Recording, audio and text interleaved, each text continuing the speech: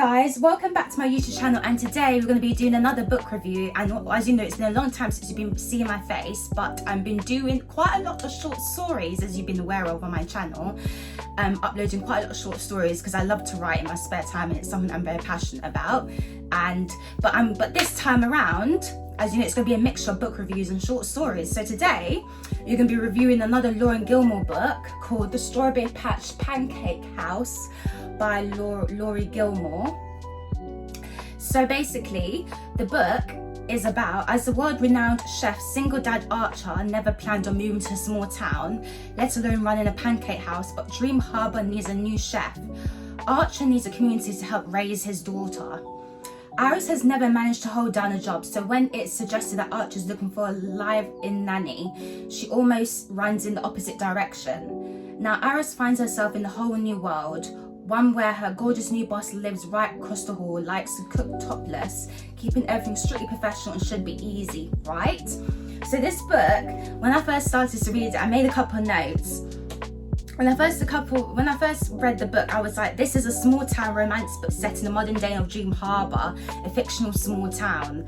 And I sat back and I thought, this book is going to be a nice book to read. And I really enjoyed it because it was actually very nice. There's a cross between romance and a sense of humbleness in the book.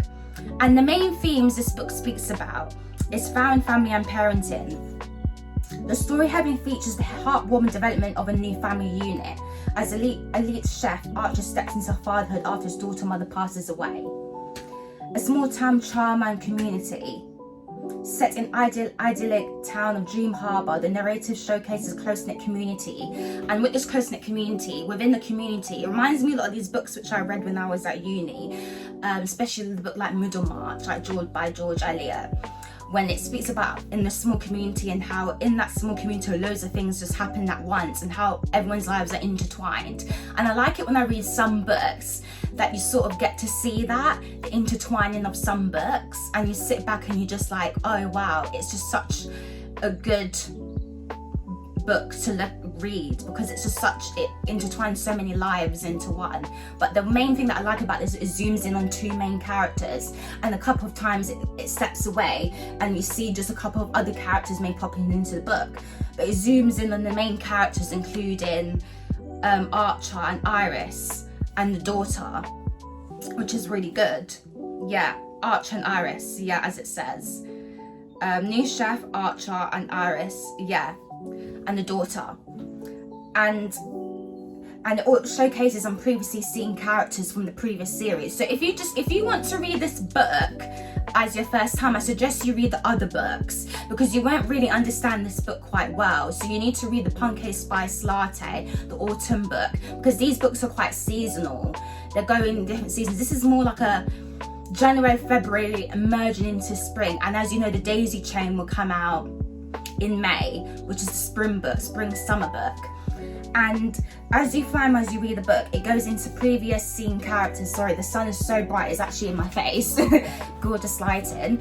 But the thing is, like, it's such a good book because it plays on previous scene characters and how these previous scene characters intertwine into new characters' lives. And also as well, it's forced promixity and opposites attract. I love how this book reminds me of these movies I used to watch when I was a child, the Hallmark movies, Christmas movies, and how it always plays in the archetype of how opposite attract and all that, and how you see it in the book. And for example, a grumpy chef is paired with Iris, a sunny, carefree nanny who works for him and lives across the hall, creating high-tension, cozy, romantic scenarios. And that's actually really quite good. Like, I just sat back and I just thought how two opposite characters there attract. How in reality, you sit back and you think, oh, these characters won't go together. But as you read onto the book, you come to realize that these characters, they do actually go together, which is really good. So yeah, theme setting and story centers on beloved local pancake house, and that provides a small comforting backdrop to cozy rom-com vibe. So it plays on the very nice theme setting of a cozy, because it's set in January/February, but I'm like the fact that I'm reviewing this book now and it's spring, as you know, it's April now. It sets the vibe for a nice end of coziness and merging into spring summer vibe. And personal growth and change. Both characters are tackling their own shifting old lives into new lives, and you have to remember these books are set in seasons of autumn, winter, spring and summer. And as you know, as the seasons shift, old ways die and new ways are reborn again. And as you know, it's really good that it plays on that, the instability of her to embrace the stability of love and new life in a small town. As you know, it's a spring book, winter going to spring book. You have to remember her old life was when Iris wasn't in love. She didn't really have anyone in her life, and her new her is now someone who's in love, someone who now will have someone in her life. So food as a metaphor. Food is a big metaphor used in the book as another theme. Cooking on the quest to perfect town favourite pancake recipe, central to a plot representing comfort, care and effort to build a new life. That's a central theme in the book. It includes a lot of like shifting between metaphors as food, personal growth and theme setting. Also for me, when I was reading the book, I find there's a lot of intertwining themes, and the main intertwining themes are personal growth, food as a metaphor, profound family parenting and small town charm and community. Those are the main themes that are set in the book.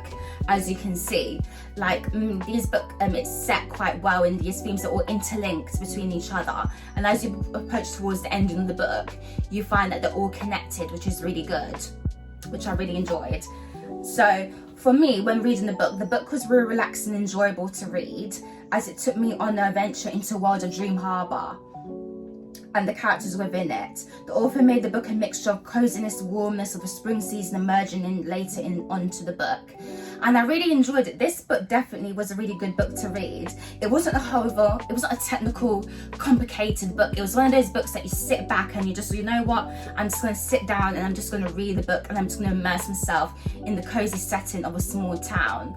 And it's very light-hearted and there's a bit of humour, and I really enjoy that in the book. There's so much humour, which is very relatable. And the good thing about this book is, I forgot to mention, is, I'm still looking for it.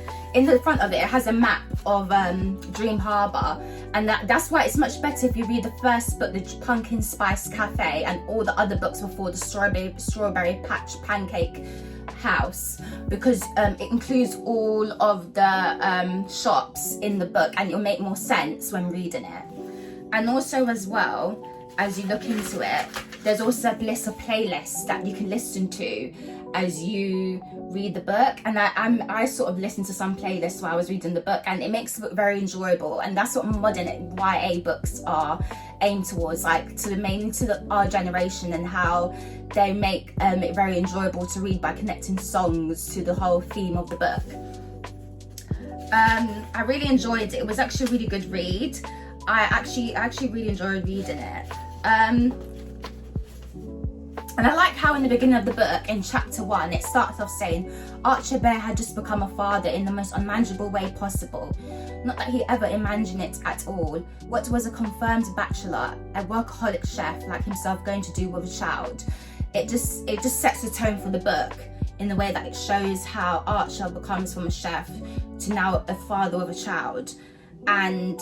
And then it goes to, but according to the lawyer who had called him a week ago, disrupted his entire existence. Archer had a daughter, a little girl who had never met or heard about in 5 years, that she had been alive, and that her mother, Kate, had been killed in a car accident. And now he would get to ask her why she had told him about the kid, but he had listed him as the father and birth certificate. So in some ways, it talks about the theme of parenthood, and the theme of parenthood and family is when he lost his wife to a car accident, and how within this book it mainly focuses on the fact that how he has to take full responsibility of his daughter. And even though he's seeing this woman Iris, he still puts his daughter into his life as his main focal point. And that's actually really good, and that's actually really essential in the novel itself, to make sure that your daughter is in the novel and make sure that your daughter's in the book itself. And it's actually really realistic to today's society. It's very realistic, because there's a lot of single parents out there who's taking care of their children and all of that. So I like the development of a new family unit, how Iris is now a woman who's unaware of her destiny of falling in love with Archer, is now going to take on the responsibility of possibly might be a boyfriend to Archer, and probably a stepmom to the child of Archer as well. So I really like that. The book overall was a wonderful read. In terms of rating, I would probably give this book, I know it's quite a high rating, guys, but I'd probably give this book about a 9 out of 10. And the reason is because it was a really relaxing read, and it was the book is very easy to follow, very understandable, and that's what I enjoyed a lot about the book. So guys, I hope you enjoyed this book review. Like, comment and share, and subscribe to this channel for more short stories, more book reviews, and see you guys. Bye.